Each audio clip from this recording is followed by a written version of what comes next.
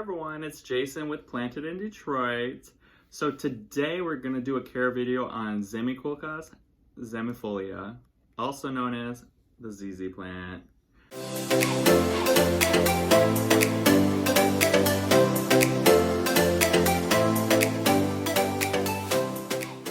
So these guys are native to Eastern Africa. They are drought tolerant, they love the heat, and they're also low light tolerant. So if you are new to owning plants or you're just really bad at watering them, these guys are going to be your best friend.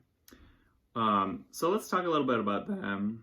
So they can reach up to, let me try to bring this a little closer so you can see these beautiful new leaves, but they can grow up to 3 feet tall and about 2 feet wide.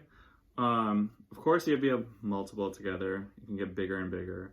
And I've noticed that they do well in groups. They're kind of like a social plant. But as far as like care goes, I usually water mine once a week.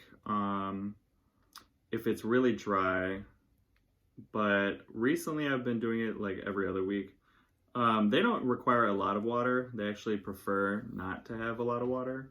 And if you overwater them, they can get some root rot in the rhizomes, which are bulbs. It's a bulb type plant. And then the soil, because it likes to have dry roots, it prefers soil like cactus soil, or you can even take regular topsoil, mix in some sand and some perlite, and that'll be good enough for all the water to drain through and give it a lot of air and space. Now, they do love fertilizer. I fertilize mine from the spring until the summer. What I use is fish emulsion. I have like Alaska brand fish fertilizer. You can find it at Home Depot or Lowe's or any hardware store.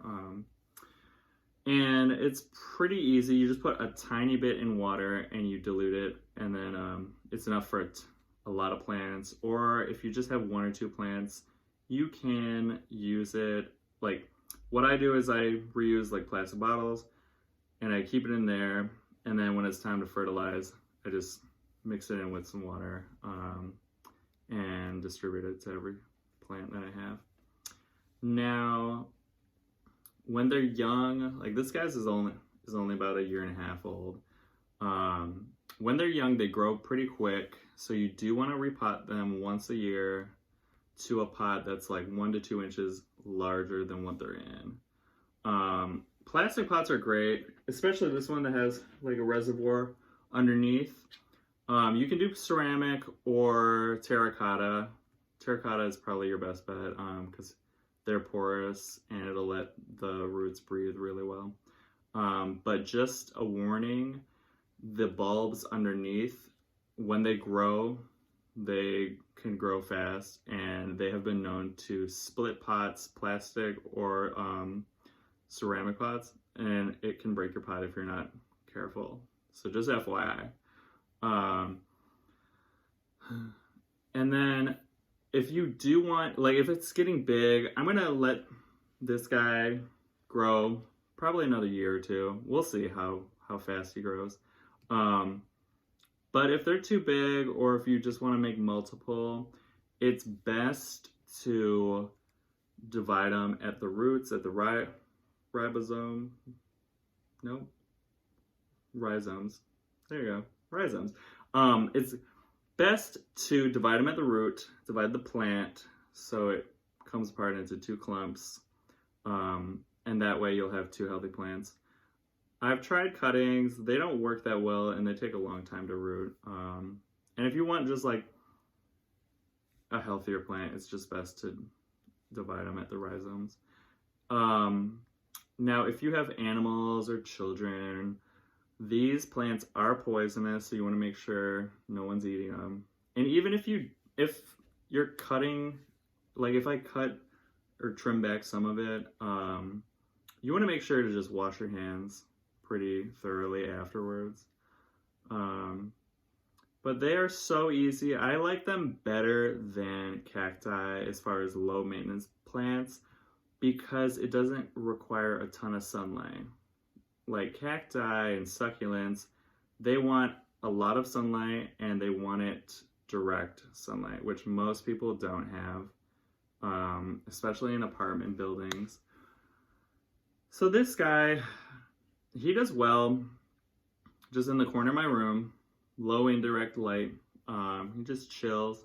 They do well under fluorescent light too, so if you have an office and you want to add some color, it's perfect for your office. Just make sure you check the roots and the rhizomes to make sure they're not too compact. And I'm probably going to repot mine. I want to find like a ceramic pot or something nice, a little more decorative. Because what I've noticed is it's stopped growing. Well, okay, it hasn't stopped growing, but it's slowing down, which is also a telltale sign that it's time to upgrade to something bigger because it's a growing season now, so it should be growing like crazy.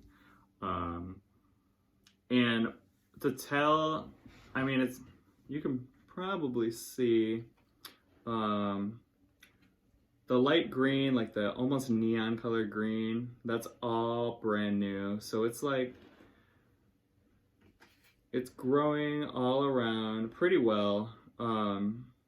Now these do have, when they are new, they have like a sheath that's wrapped around it that will eventually just wilt away and then get crunchy and turn brown and fall off. Don't worry about those. I just leave them on until they're like crunchy and it'll fall off on its own, and after that you can just pick it up. Sometimes if you pull it early, it can damage the whole plant. They also have it's kind of like a fintail leaf in the middle that you do not want to pull. It'll turn brown, that's normal. Don't pull it, and it'll kind of crinkle away and eventually die. But you just want to leave that be. It's usually located in the center of the plant. That's totally normal, totally fine. Mine was, it was like this green when it first started, and then it turned yellow and then brown and yada yada. Keep that on. That can hurt the plant, make it weaker. Because some plants have like, I guess, male and female parts. And that part is one of the two. I'm not 100% sure. But yeah, they're one of my favorites. They're great in a lot of different environments. I think this summer I might start watering mine a little more when it gets hotter out. But they're great. Now, if you notice that yours are starting to die, what I would suggest is maybe putting them in a cactus soil if it's in something else, like a regular plant soil, and potentially watering it every other week or once a month.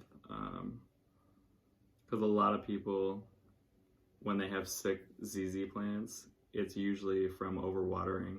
All right, well, thanks for watching. I'll see you next week. Bye.